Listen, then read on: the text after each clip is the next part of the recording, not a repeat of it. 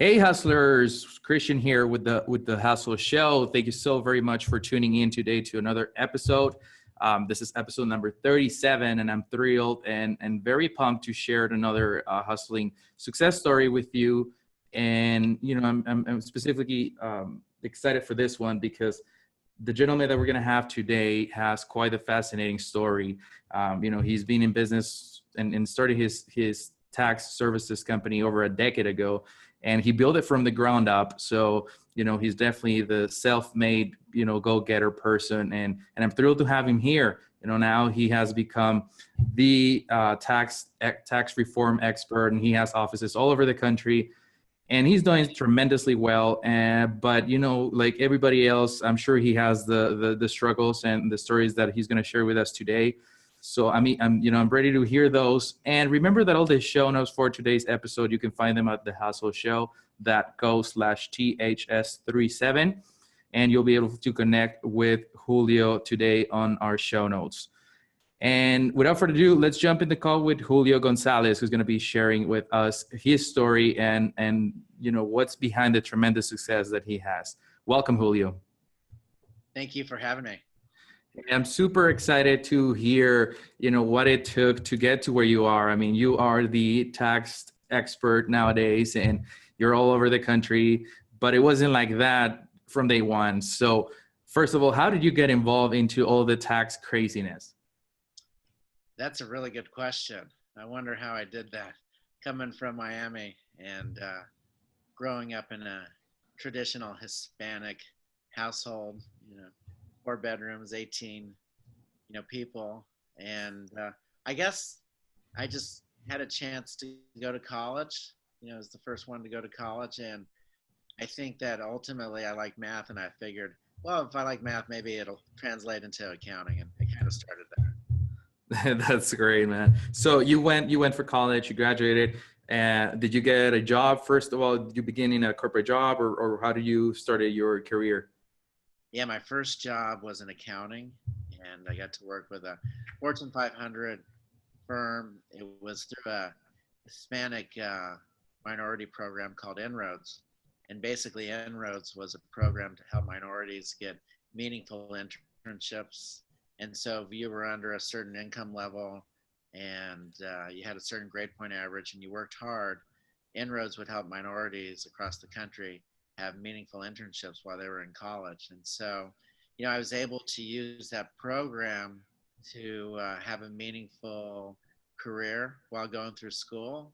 And then, that obviously allowed me a head start for graduation to get into corporate America and stay with a company and really start to work at a, high level right out of school. So so you started your job, you started doing corporate accounting, and it seemed that was it was going to be a success path for you to keep going on that route. So what made you change gears towards entrepreneurship and towards opening your own firm? I think it was, a host of reasons. I guess primarily it was the fact that ultimately I just felt like I was a number in the corporate world. I felt that although I felt that I was a good performer, I felt that didn't materialize into anything meaningful. And I figured that there had to be a way to better enjoy life and not be a number and not be part of a big company where you don't have any true relationships or any true opportunity to rise and create fortunes and create the best opportunities for yourself. So at some point I decided just to start my own company and see what I could do on my own. That's awesome. And it's quite the fascinating story because even I went to the corporate, I was climbing the corporate ladder, but there was something missing. And that gut feeling that, it's there and you want to try it out. And, the worst thing that can happen is just go back to corporate America. So, but when you were thinking about opening your firm, did you ever have doubts that you could actually build a company and actually survive on your own? Well, I told my wife at the time we had $20,000 in savings. I told her that should last us 6 months. And if I could make it happen in 6 months, I'd be super appreciative. And if it didn't work out, I'd go back to the workforce and go back to corporate America. And fortunately, that 6 months was tough. It really came down to the wire. I wasn't, producing, but ultimately I got lucky. I got someone to believe in me and do business with me. And fortunately, that allowed me to survive another month. And within that month, a couple more opportunities. And here we are, 100 employees later, 15 years later. So it was luck, it was hard work, it was that desperation as well that I didn't want to go back to corporate America. And I feel so fortunate that I just hung in and it worked out. Right. And you use a very key word there, desperation. And I think that, as entrepreneurs, every time that we want to make things happen, a lot of the time we actually put ourselves under, the gun on our head and we are down to wire and we make things happen. So I'm very proud of what you did. But what was going on in your mind? I know it was tough to get the first few clients. Definitely the first three are the most difficult to get. Yeah. So what was going on in your mind? Like, were you stressed? Were you happy with what was going on, or were you just couldn't think to figure it out? So what were you thinking back then? I was just thinking that if I could just get one client, that would buy me a month. And if I could get another one, it would buy me another month. And, I just did what I could. I emailed everyone. I called everyone. I did 100 calls a day, probably more than that in emails, went to every, event that I could go to. And, it was, like I said, a struggle because nothing was working the first 5 months. The savings was, going down, and the reality of having to go back to the workforce was staring me in the face. And, I guess that, and, made me work even harder. And ultimately that hard work paid off into a client. But I was thinking, I got to survive. I got to just get by. And maybe, I work at night at a grocery store doing something, gas station, whatever it was, to kind of keep it going so that ultimately it could work out. That's awesome. And when you were going through this and you started getting your first few clients, 6 months into it, how were the next 6 months after that? Once you got the first few clients in and once you got some cash to survive for a few months, what happened for the next 6 months that you actually started, operating in bringing in revenue and having customers? Yeah, the next 6 months, I brought in $1 million. So Wow. I went from, 20,000 in savings almost down to nothing.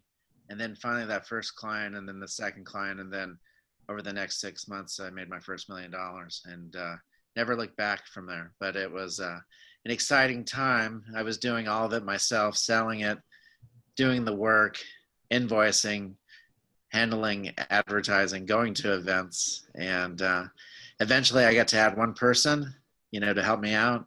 And then that, and that was a family member, of course. And then, I got to go to the second family member. And then all of a sudden we were growing and getting a bigger office and moving out of the garage and actually going to a building and all those things that you remember and, make you feel so humble and appreciative of the path. Oh, absolutely. So if you were to talk to your younger self back in the day when you were hustling and trying to figure out things, what would you say to yourself to have achieved that $1 million a little earlier and not take 6 months for the first client to come in? What would you say to yourself, to your younger self? Yeah, I would basically say that, now I think, I would take advantage much more of technology, the internet, the resources available that, I wasn't well aware of and maybe, weren't quite available back then, and use those to help springboard the opportunity to grow much quicker, and use, resources like social media and things of that nature to help, expedite the growth. Right. Yeah. I mean, we live in a golden era right now where everything can be automated, and you are a few clicks away from everybody, just like you and I are right now. You're in Florida, I'm in Texas, but we just jump in the call, and probably this wasn't around 15 years ago. Like, we didn't have even the internet to do things like this. Then sounds like it was more towards the face-to-face networking, and or what exactly did you think was the secret to how you were able to do that $1 million so fast in the second 6 months of your business? Yeah, it was old school. It was really the phones. Pounding the phones, going to local events. Not really the access to the internet like it was today, and or technology. So it was a little bit more old school, but certainly makes me appreciate today and technology and how we use it in business. That's awesome. And I'm sure once you started getting the first few clients, you knew you were onto something, right? You knew you were on the right path. But during those first 6 months that were tough and you were trying to figure out things, did you ever feel like quitting, that maybe you were not born to, create a business for your own, or maybe you thought that it was impossible, or did you ever just, thought it was too hard?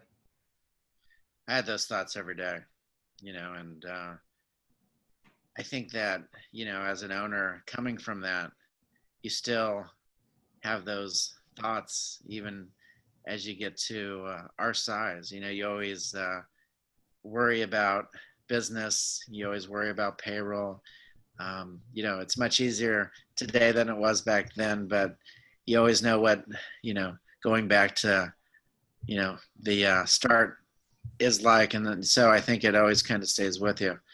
But it also inspires you, and keeps you humble, and makes you continue to work hard.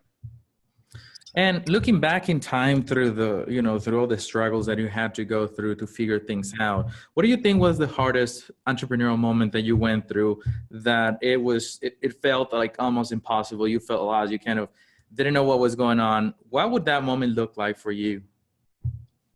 I think the hardest moment was, when I grew. I brought on partners to help me grow the company even more, and realized that I had given up a part of the company, a part of myself, and that wasn't really, um, you know, the benefits weren't both ways. So I had started something, I'd worked hard, and then I needed, capital. So I looked to outside partners who I felt ultimately didn't appreciate the hard work and were taking advantage of the inroads I had created. And unfortunately, I created a bad partnership agreement. So I had to work through detangling that and getting my company back 100%, and realizing that I gave something up for nothing and got nothing, and spent a lot of money and time trying to, have that divorce.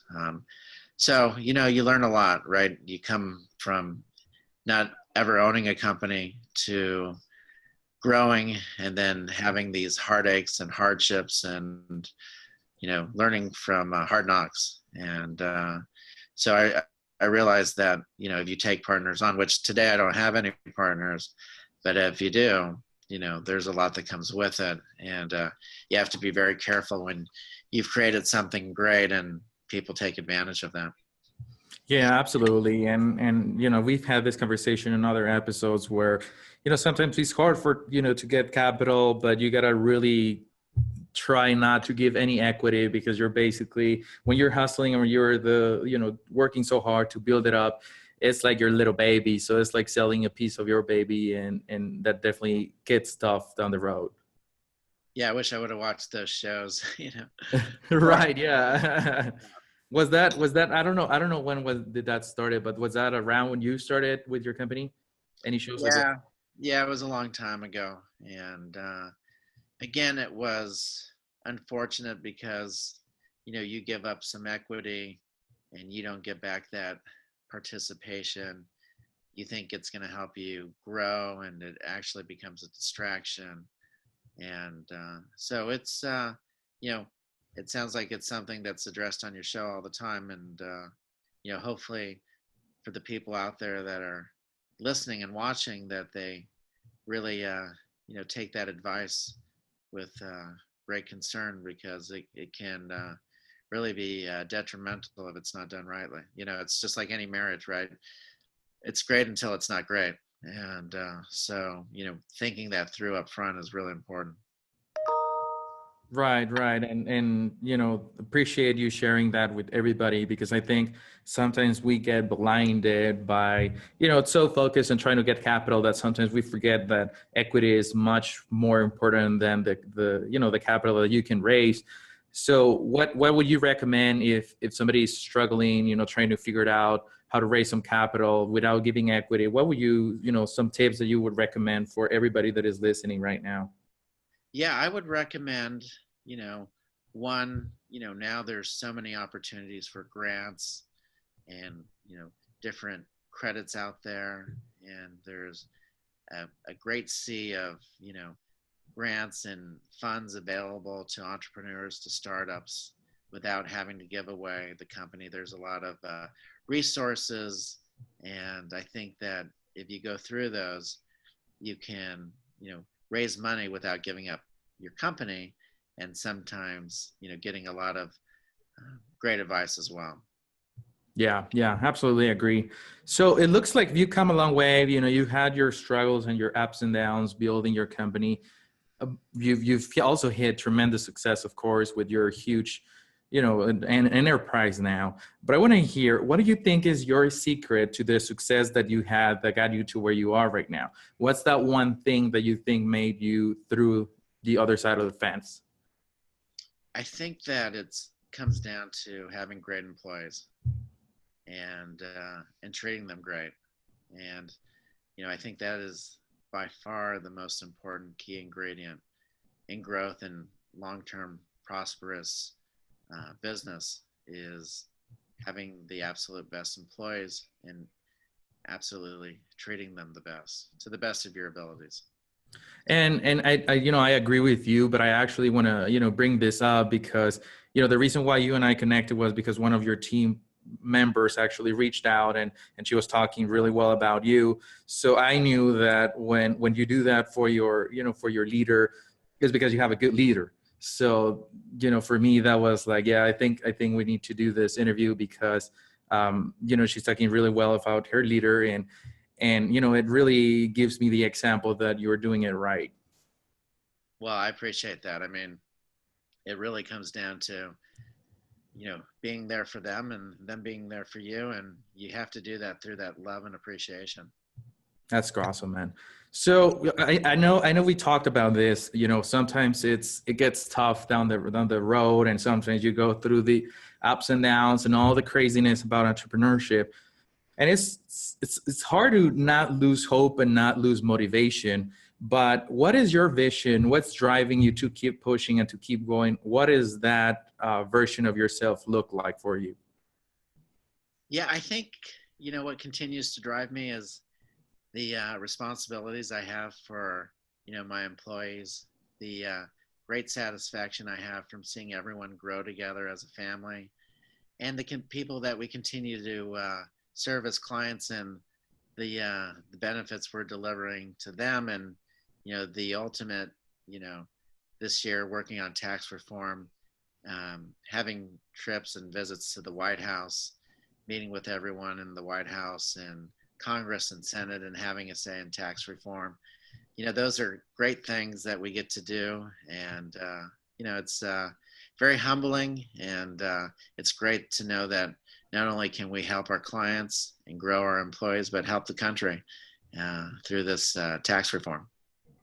That's awesome. Yeah, absolutely. That sounds like a great vision, by the way. It's a great why. And I'm happy that you have it very clear, because that's really, it helps you to keep pushing once you know what you want to achieve. It's no longer make more money. It's actually make something better. Yeah. Cool. Yeah. So I want to change gears a little bit from talking about your story to what I like to call the hustle round, where we're going to play this little word game. I'm basically going to give a word at you, and very common words. You're going to be very familiar with them. And basically you're going to say out loud the first word that comes to mind. And, feel free to say anything that comes to mind. This is not live, so it can definitely be edited. Are you ready? Yeah. All right, here we go. Hustle. Me. Work. Hard. Employee. Love. Boss. To be the best you can be. Rules. Not as important as appreciation. College. Important, but not the true path to success. Fear. Losing it all. Weakness.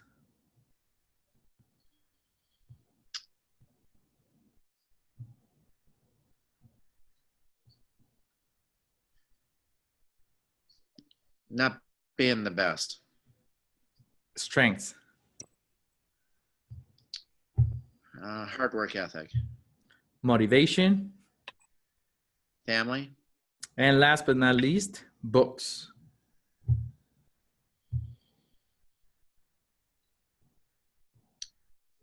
Yeah, great sources of education that I rely on. Awesome. You did great, man.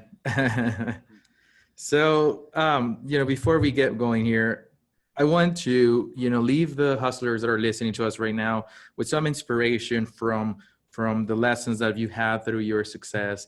If you can share a hustling quote or some motivational words to inspire them to keep going and to keep pushing, even when it gets tough. Maybe they're on the fence of quitting their job and go entrepreneurship full time, or maybe they already have a business, but they're not at the point where they want to be. What would you say to them to inspire them to keep pushing and to keep hustling? Ultimately, being the leader of people and leading them to success is the best payoff, that I've found in life. And so, I would inspire them to continue to strive for those goals, and the rewards will, be better than the money in terms of, what the money does for you in terms of charities and, the people that you help along the way. Yeah, absolutely. That's great. So I just want to leave, a few seconds so that what if people want to, work with you, connect with you, or they just want to find out more about what you're doing, how can they connect with you, and how can they do so? Where can they go? Yeah, please come to our website. It's engineeredtaxservices.com. And please reach out to me anytime at jgonzalez@engineeredtaxservices.com. Whether it's a question about entrepreneurship, about business, about culture, about family, about DC, I'm here to help, and I'd love to give back. That's awesome. And I'll make sure that I link all this in the show notes at thehustleshow.co/THS37. And, I really want to thank you so much for having, taking this time off your day. I know you're super busy, but it means a lot to me to be have the opportunity to share your story and share, some of the struggles that you went through to show people and to bust the overnight myth. It takes some time. It takes some hard work to do it. So I really appreciate it, and, wish you nothing but success moving forward. I know there's big things coming to you as well. Likewise to you as well. Guys, thanks so much for tuning in to the Hustle Show audio experience. I hope you enjoyed today's episode. And even if you didn't, make sure you subscribe to the podcast right now. It's still free. Visit thehustleshow.co for all the show notes and to watch the video experience of this episode. We'll see you soon.